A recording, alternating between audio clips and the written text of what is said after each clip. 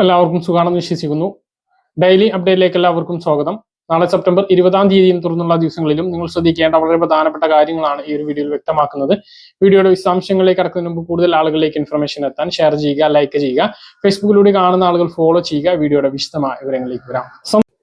65 വയസ്സ് പൂർത്തിയായ മുതിർന്ന പൗരന്മാരുടെ സാമൂഹികവും ആരോഗ്യകരവുമായ സംരക്ഷണത്തിനായി സാമൂഹ്യ സുരക്ഷാ മിഷൻ വഴി സംസ്ഥാന സർക്കാർ നടപ്പിലാക്കുന്ന വയോമിത്രം പദ്ധതിക്ക് 27.50 കോടി രൂപ അനുവദിച്ചതായി സാമൂഹ്യനീതി വകുപ്പ് മന്ത്രി ആർ ബിന്ദു അറിയിച്ചു. സംസ്ഥാനത്തെ നഗരപ്രദേശങ്ങളിൽ താമസിക്കുന്ന 65 വയസ്സ് കഴിഞ്ഞ മുതിർന്ന പൗരന്മാർക്ക് അവരുടെ സ്ഥലങ്ങളിൽ തന്നെ ആരോഗ്യ പരിരക്ഷയും മാനസിക ഉല്ലാസവും ഒരുക്കുക എന്ന ലക്ഷ്യത്തോടെ കേരള സാമൂഹ്യ സുരക്ഷാ മിഷന്റെ ആഭിമുഖ്യത്തിലാണ് വയോമിത്രം പദ്ധതി നടപ്പിലാക്കി വരുന്നത്. പദ്ധതിയിൽ രജിസ്റ്റർ ചെയ്യുന്ന 65 വയസ്സ് കഴിഞ്ഞ വരുമാന പരിധിയില്ലാതെ എല്ലാവർക്കും സൗജന്യ ജീവിതശൈലി രോഗ നിയന്ത്രണ മരുന്നുകൾ, പാലിറ്റീവ് സേവനം, ഹെൽപ്പ് ഡെസ്ക് സേവനം, കൗൺസിലിംഗ് സേവനം, വാതിൽപ്പടി സേവനം എന്നിവ നൽകുന്നതാണ് പദ്ധതി. പുനരധിവാസം, കിടപ്പിലായ വയോജനങ്ങൾക്ക് ആവശ്യമായ സേവനങ്ങൾ എന്നിവക്കായി വയോമിത്രം ഹെൽപ്പ് ഡെസ്കിൽ ബന്ധപ്പെടുന്ന വയോജനങ്ങൾക്ക് ബന്ധപ്പെട്ട വയോമിത്രം യൂണിറ്റിൽ നേരിട്ടുള്ള സേവനങ്ങൾ ഉറപ്പാക്കുന്നു. അങ്ങനെ സാധിക്കാത്തവ ബന്ധപ്പെട്ട കേന്ദ്രങ്ങളിലേക്ക് റഫർ ചെയ്ത് ആവശ്യമായ സേവനം നൽകി വരുന്നു. കൂടാതെ വയോമിത്രം ഗുണഭോക്താക്കളിൽ നിന്ന് തന്നെ ഒറ്റപ്പെട്ടതും മാനസിക സംഘർഷങ്ങൾ അനുഭവിക്കുന്നതുമായ വയോജനങ്ങൾക്ക് ആവശ്യമായ കൗൺസിലിങ്ങും നൽകി വരുന്നുണ്ട്. സംസ്ഥാനത്തെ 91 മുനിസിപ്പാലിറ്റി പ്രദേശങ്ങളിൽ 4 ബ്ലോക്ക് പഞ്ചായത്തുകളിലും വളരെ വിജയകരമായിട്ടാണ് വയോമിത്രം ഇപ്പോൾ നടപ്പിലാക്കി വരുന്നത്. കൂടാതെ വയോജനങ്ങളുടെ മാനസിക ഉല്ലാസത്തിനായി പരിപാടികൾ, വിനോദയാത്രകൾ, വിവിധ ദിനാചരണങ്ങൾ, സ്പെഷ്യാലിറ്റി മെഡിക്കൽ ക്യാമ്പുകൾ തുടങ്ങിയവയും വയോമിത്രം പദ്ധതി നടപ്പിലാക്കുന്നു. ജനകീയ പങ്കാളിത്തത്തോടു കൂടി വയോമിത്രത്തെ നഗരപ്രദേശങ്ങളിലെ മുതിർന്ന പൗരന്മാരുടെ കൂട്ടായ്മയായി വളർത്തുന്നതിനുള്ള ശ്രമത്തിലാണ് സാമൂഹ്യ സുരക്ഷാ മിഷൻ പദ്ധതി നടപ്പിലാക്കി വരുന്നത്. 65 വയസ്സ് കഴിഞ്ഞവർക്ക് എന്ത് ബുദ്ധിമുട്ട് നേരിട്ടാലും നിങ്ങളുടെ മുനിസിപ്പാലിറ്റിയുമായിട്ടോ അല്ലെങ്കിൽ സാമൂഹ്യനീതി വകുപ്പുമായിട്ടോ ബന്ധപ്പെടുന്നതോടുകൂടി നിങ്ങൾക്ക് ആവശ്യമായിട്ടുള്ള എല്ലാ സേവനങ്ങളും, അതിൽ ഇന്നത് എന്നില്ല, എന്ത് സേവനങ്ങളും ലഭിക്കുന്നതാണ്. അതിന് APL എന്നോ BPL എന്നോ വരുമാന പരിധിയോ അങ്ങനെയൊന്നുമില്ല. സംസ്ഥാനത്ത് മുനിസിപ്പാലിറ്റി പ്രദേശങ്ങളിൽ താമസിക്കുന്ന 65 വയസ്സിന് മുകളിലുള്ള എല്ലാവർക്കും ഈ സേവനം ലഭ്യമാണ്. ഈ മാസത്തെ പെൻഷൻ വിതരണവുമായി ബന്ധപ്പെട്ട അറിയിപ്പ് തൊട്ടടുത്ത ദിവസങ്ങളിൽ വരാൻ സാധ്യതയുണ്ട്. ഇനി നാളെ ശനി, അതുപോലെ തന്നെ ഞായർ അവധിക്ക് ശേഷം തിങ്കളാഴ്ച കഴിഞ്ഞാൽ ചൊവ്വാഴ്ച പെൻഷൻ വിതരണത്തിന് വേണ്ടിയിട്ടുള്ള കടമെടുപ്പ് ഉണ്ടാകും. അത് കഴിഞ്ഞ് തൊട്ടടുത്ത ദിവസങ്ങളിൽ തന്നെ പെൻഷൻ വിതരണ നടപടികളിലേക്ക് സർക്കാർ കടക്കുന്നതാണ്. മറ്റൊരു അറിയിപ്പ്, പോലീസ് കേസുകളുടെ FIR പകർപ്പിനായി ഇനി സ്റ്റേഷൻ കയറി ഇറങ്ങേണ്ട. കേരള പോലീസിന്റെ ഔദ്യോഗിക ആപ്പായ പോൾ ആപ്പ് വഴി FIR വേഗത്തിൽ ഡൗൺലോഡ് ചെയ്യാനുള്ള സൗകര്യം സജ്ജമാക്കി. ഈ സൗകര്യം കേരള പോലീസിന്റെ വെബ്സൈറ്റിലും തുണ വെബ് പോർട്ടലിലും ലഭ്യമാണ്. ലൈംഗികാതിക്രമവുമായി ബന്ധപ്പെട്ട് സ്ത്രീകളുടെയും കുട്ടികളുടെയും പേര് നിയമപരമായി വെളിപ്പെടുത്താൻ ആവാത്ത കേസുകളിൽ ഒഴികെയുള്ള എല്ലാത്തരം കേസുകളിലും FIR ഡൗൺലോഡ് ചെയ്യാനാകുന്നതാണ് എന്ന് കേരള പോലീസ് ഫേസ്ബുക്ക് കുറിപ്പിലൂടെ അറിയിച്ചു. AI ഉപയോഗിച്ച് ചിത്രങ്ങളും വീഡിയോകളും വ്യാപകമായി ഓൺലൈൻ ഇടങ്ങളിൽ നിറയുകയാണ്.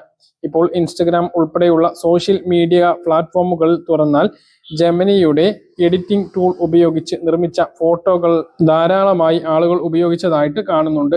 മരിച്ചുപോയ പ്രിയപ്പെട്ടവർക്കൊപ്പമുള്ള ഫോട്ടോ, പ്രിയ സുഹൃത്തുക്കൾക്കൊപ്പമുള്ള ഫോട്ടോ, ബാല്യത്തിലെ ഫോട്ടോ തുടങ്ങിയവ നിർമ്മിച്ച് സോഷ്യൽ മീഡിയയിൽ പങ്കുവെക്കുന്നതാണ് പുതിയ ട്രെൻഡ്.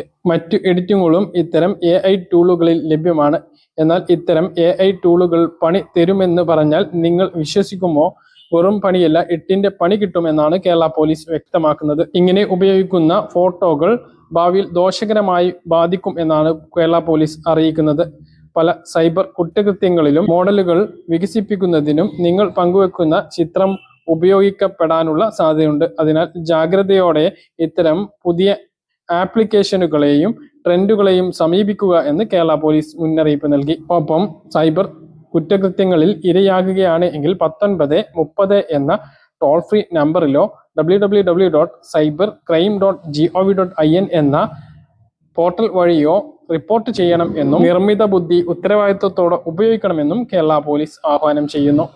സാമ്പത്തികമായി പിന്നോക്കം നിൽക്കുന്ന വിദ്യാർത്ഥികൾക്ക് LIC ഗോൾഡൻ ജൂബിലി സ്കോളർഷിപ്പിനുള്ള അപേക്ഷ ക്ഷണിച്ചിട്ടുണ്ട്. 15,000 മുതൽ 40,000 രൂപ വരെയാണ് സ്കോളർഷിപ്പ് ലഭിക്കുക. സെപ്റ്റംബർ 22 വരെയാണ് അപേക്ഷിക്കാൻ കഴിയുക. അപേക്ഷ സമർപ്പിക്കുന്നതിനും കൂടുതൽ വിവരങ്ങൾക്കും www.licindia.in എന്ന വെബ്സൈറ്റ് സന്ദർശിക്കുക. കഴിഞ്ഞ ദിവസം കുറഞ്ഞ സ്വർണ്ണവില ഇന്ന് വീണ്ടും വർദ്ധിച്ചു. 15 രൂപയാണ് ഗ്രാമിന് കൂടിയത്. ഇതോടെ 1 ഗ്രാം സ്വർണത്തിന് 10,205 രൂപയും പവന് 120 രൂപ കൂടി 81,640 രൂപയിലും എത്തിയിട്ടുണ്ട്. സംസ്ഥാനത്ത് സൗജന്യ റേഷൻ വിഹിതങ്ങളും മറ്റ് സർക്കാർ സൗജന്യ ആനുകൂല്യങ്ങളെല്ലാം ലഭിക്കുന്നത് BPL റേഷൻ കാർഡിനാണ്.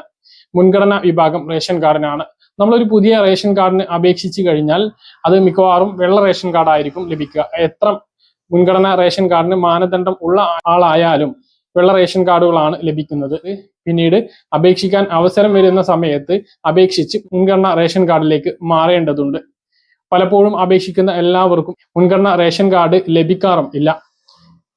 അവസരം വരുന്നത് തന്നെ വളരെ ചുരുക്കം സമയത്താണ്, സർക്കാർ വിളിക്കുന്ന സമയത്താണ്. ഇപ്പോൾ മുൻഗണനാ റേഷൻ കാർഡിന് വേണ്ടിയിട്ടുള്ള ഓൺലൈൻ അപേക്ഷ വീണ്ടും സർക്കാർ ക്ഷണിച്ചിരിക്കുകയാണ്. 2025 സെപ്റ്റംബർ 22-ാം തീയതി രാവിലെ 11 മണി മുതൽ ഒക്ടോബർ 20-ാം തീയതി വൈകുന്നേരം 5 മണി വരെ ഓൺലൈനായി അക്ഷയ കേന്ദ്രങ്ങളിലൂടെയും അംഗീകൃത അക്ഷയ കേന്ദ്രങ്ങളിലൂടെയും സിറ്റിസൺ ലോഗിൻ വഴിയും അപേക്ഷ സമർപ്പിക്കാവുന്നതാണ്. ഒഴിവാക്കൽ മാനദണ്ഡം എന്ന് പറഞ്ഞാൽ സർക്കാർ അർദ്ധ സർക്കാർ ജീവനക്കാരോ പെൻഷൻകാരോ റേഷൻ കാർഡിൽ ഉണ്ടായിരിക്കുക, 25,000 രൂപക്ക് മുകളിലുള്ള മാസ വരുമാനം ഉണ്ടായിരിക്കുക, ആദായനികുതി അടക്കുന്ന ആരെങ്കിലും റേഷൻ കാർഡിൽ ഉണ്ടായിരിക്കുക, 1000 സ്ക്വയർ ഫീറ്റിന് മുകളിലുള്ള വീട് ഉള്ളവരായിരിക്കുക, 4 ചക്ര വാഹനം സ്വന്തമായി ആവശ്യത്തിനുള്ളത് ഉണ്ടായിരിക്കുക, 1 ഏക്കറിലധികം ഭൂമി ഉള്ളവരായിരിക്കുക. ഇത്തരം കാര്യങ്ങളൊക്കെയാണ് ഒഴിവാക്കൽ മാനദണ്ഡം എന്ന് പറയുന്നത്. ഇതിലൊന്നും ഉൾപ്പെടാത്ത ആളുകൾക്കാണ് മുൻഗണന റേഷൻ കാർഡിന് അപേക്ഷിക്കാൻ വേണ്ടിയിട്ട് കഴിയുക.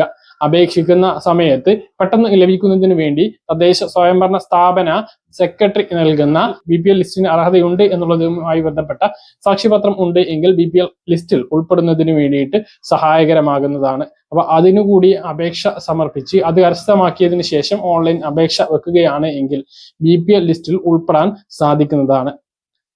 അപ്പോൾ അർഹതയുള്ള ആളുകളെല്ലാം 22-ാം തീയതി മുതൽ അപേക്ഷ സമർപ്പിക്കാൻ വേണ്ടിയിട്ട് ശ്രദ്ധിക്കുക. എപ്പോഴും ഓൺലൈനായി അപേക്ഷ സമർപ്പിക്കാൻ കഴിയില്ല, അപേക്ഷ ക്ഷണിക്കുമ്പോൾ മാത്രമേ കഴിയുകയുള്ളൂ. അതുകൊണ്ട് തന്നെ ഈ ഒരു അവസരം പരമാവധി ഉപയോഗപ്പെടുത്തുക.